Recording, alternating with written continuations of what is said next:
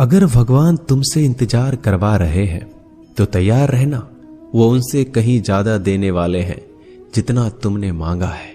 जिस तरह लोग मुर्दे इंसान को कंधा देना पुण्य समझते हैं, काश इस तरह जिंदा इंसान को सहारा देना पुण्य समझने लगे तो जिंदगी आसान हो जाएगी।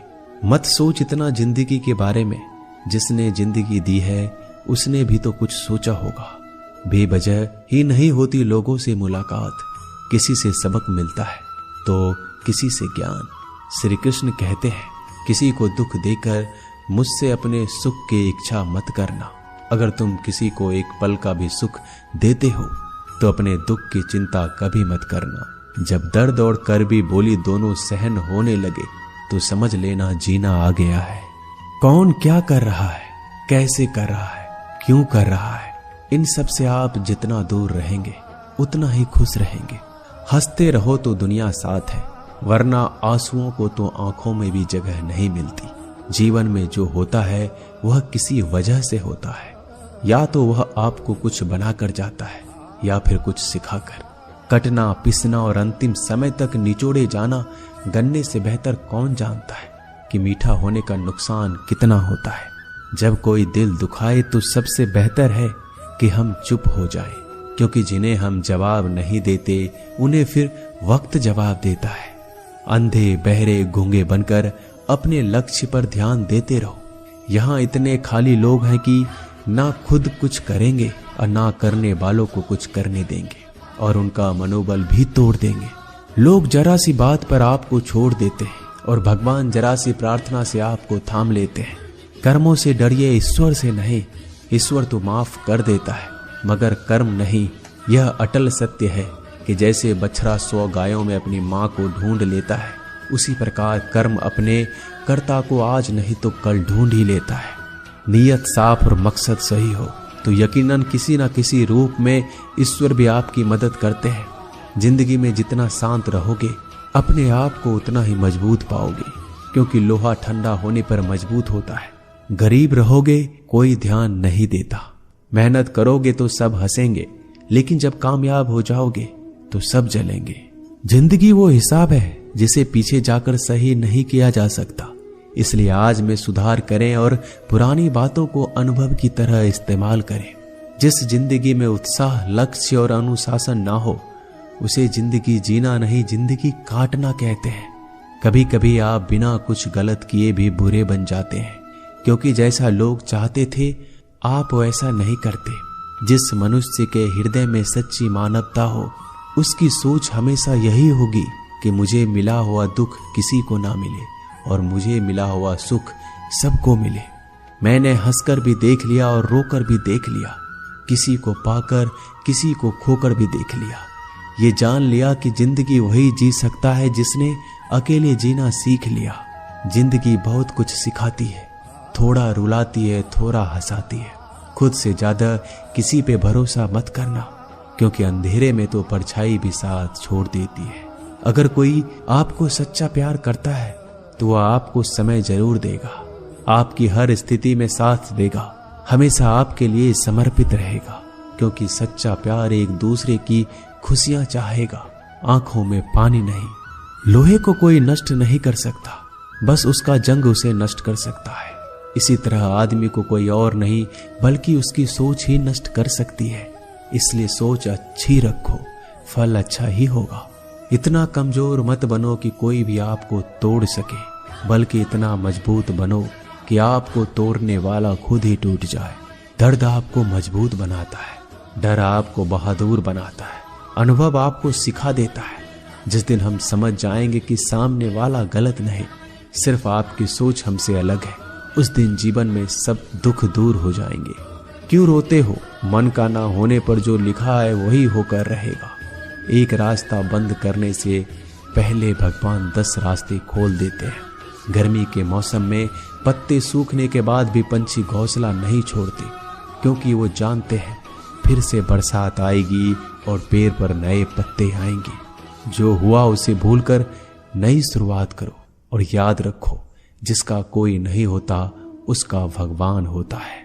मतलब से जुड़े रिश्ते मतलब तक साथ देते हैं, लेकिन दिल से जुड़े रिश्ते आखिरी सांस तक निभाते हैं। अच्छा काम करते रहो, चाहे कोई सम्मान करे या ना करे, क्योंकि सूर्योदय तब भी होता है जब करोड़ों लोग सोए रहते हैं। दुनिया में हर एक काम आसान है, केवल अंदर से आवाज आनी चाहिए। हमेशा मेहनत और उस परमात्मा पर विश्वास रखना इस सफलता का सूत्र है।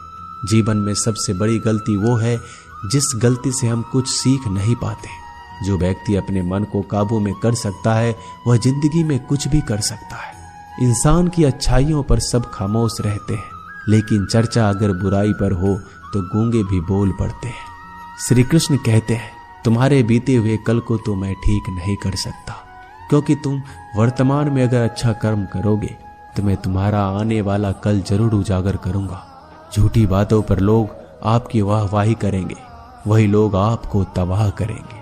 बुरे से बुरा क्या ही होगा, हम तो हमेशा ही सोच लेते हैं, मगर अच्छे से अच्छा क्या होगा हम ये कभी नहीं सोचते। जो ईश्वर रात को पेड़ पर बैठे पक्षियों को कभी गिरने नहीं देता, तो सोचो वह तुम्हें अकेला और बेसहारा कैसे छोड़ सकता है। आज के जमाने में कोई अपना नहीं होता, सिर्फ लोग तब तक साथ देते हैं जब तक उनका स्वार्थ होता है। अगर कोई अकेला है तो इसका मतलब ये नहीं कि उसे कोई पसंद नहीं करता, बल्कि वह अकेला इसलिए है क्योंकि उसने दुनिया की औकात जान ली है। एक बार राजा और उसका मंत्री तलवार को साफ कर रहे होते हैं। तलवार को साफ करते समय अचानक राजा के पैर पर तलवार गिर जाती है और राजा के पैर की उंगलियां कट जाती है। उस राजा को उंगली कटने के कारण बहुत ही तकलीफ हो रही थी, बहुत ही दर्द हो रहा था। लेकिन उसका मंत्री कहता है, शांत रहिए महाराज, जो कुछ भी होता है अच्छे के लिए होता है। राजा को यह बात सुनकर गुस्सा आ जाता है। वह मंत्री से कहता है कि मेरी उंगली टूट गई और तुम कह रहे हो अच्छे के लिए हुआ। वह मंत्री राजा को समझाने की कोशिश करता है, पर वो नहीं मानता और बिना सुने गुस्से के कारण मंत्री को काल कोठरी में बंद करने का आदेश दे देता है। पर मंत्री को इस बात का कोई दुख नहीं था, क्योंकि उसका अभी भी यही कहना था कि जो होता है अच्छे के लिए होता है। वो अपनी खुशी से ही अपने आप को सैनिक के हवाले कर देता है। राजा इस बात को सुनकर चौंक जाता है, सोचता है कि मेरा मंत्री कितना मूर्ख था। उसे लग रहा था कि मैंने उसे अच्छाई के लिए कैद कर दिया। इस घटना के 3 महीने बीत जाते हैं। एक दिन राजा अपने सैनिकों को लेकर शिकार करने के लिए जंगल में जाता है। राजा को एक हिरन दिखता है। हिरन का पीछा करते करते राजा घने जंगलों में चला जाता है। वह हिरन को पकड़ नहीं पाता और जंगलों में खो जाता है। वो बाहर आने के लिए रास्ता ढूंढता है, लेकिन रास्ता उसे नहीं मिलता। तभी कुछ आदिवासी लोग उसे घेर लेते हैं। उन लोगों को पता नहीं था कि वह राजा है। वो लोग अपनी देवता को बलि चढ़ाने के लिए एक इंसान को ढूंढ रहे थे। आदिवासी लोग राजा को पकड़कर अपने इलाके में ले जाते हैं। राजा उनको बार बार समझाने की कोशिश करते हैं, लेकिन वो लोग कुछ भी नहीं समझ रहे थे। वो लोग खुशी से नाचते हैं और राजा को नहलाकर बलि चढ़ाने के लिए उनको कपड़ा पहनाते हैं। अब राजा को लगता है कि वो मरने वाला है।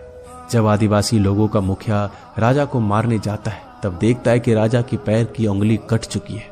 इसको देखकर उसका मुखिया कहता है कि इस इंसान की बलि नहीं दी जा सकती, क्योंकि ये इंसान पूरा नहीं है, एक अंग कटा हुआ है, और उनके भगवान को एक पूरे इंसान की बलि ही दी जा सकती है। अगर ऐसे इंसान की बलि दी जाए जिसका अंग पहले से कटा हुआ है, तो उनके देवता खुश होने की जगह नाराज हो जाएंगे। फिर वो लोग राजा को छोड़ देते हैं। राजा खुशी खुशी अपने महल चला जाता है और सोचता है, अगर मेरी उंगली उस दिन ना कटी होती तो आज मेरी मौत हो जाती। इसका मतलब मंत्री सही कह रहा था, जो कुछ होता है अच्छे के लिए होता है। फिर राजा अपने सैनिकों को आदेश देता है कि जल्दी से जाकर मंत्री को रिहा किया जाए। फिर राजा मंत्री को अपना पद वापस देते हैं और पूछते हैं, मंत्री, उस दिन मेरी उंगली कट गई, मेरे लिए अच्छा हुआ, मैं मान गया, लेकिन तुम जेल में हो, इससे तुम्हारा क्या अच्छा हुआ। मंत्री खुशी खुशी राजा से कहता है, महाराज, आप शिकार के लिए जाते तो आपके साथ मुझे भी आना पड़ता, और अगर मैं आपके साथ जाता तो वो लोग मुझे मार देते। मंत्री की बात सुनकर राजा को समझ आता है कि जो भी हमारे जीवन में होता है वो अच्छे के लिए होता है। अगर हम अपने जीवन में देखें तो हमारे जीवन में भी कुछ मुश्किलें आती हैं। हम उनका सामना नहीं करते, हम उनको ही दोष देते हैं। ये मुश्किलें हमें आगे बढ़ाने और मजबूत कराने के लिए ही आती हैं। हमें हर मुश्किलों को सकारात्मक तरीके से देखना चाहिए, क्योंकि हर चीज कुछ ना कुछ सिखाकर ही जाती है। हर व्यक्ति के जीवन में सुख और दुख का आना जाना बना रहता है। दोस्तों, आशा करते हैं कि ये वीडियो आपको पसंद आई होगी। मिलते हैं जल्दी नए ज्ञानवर्धक वीडियो के साथ। धन्यवाद।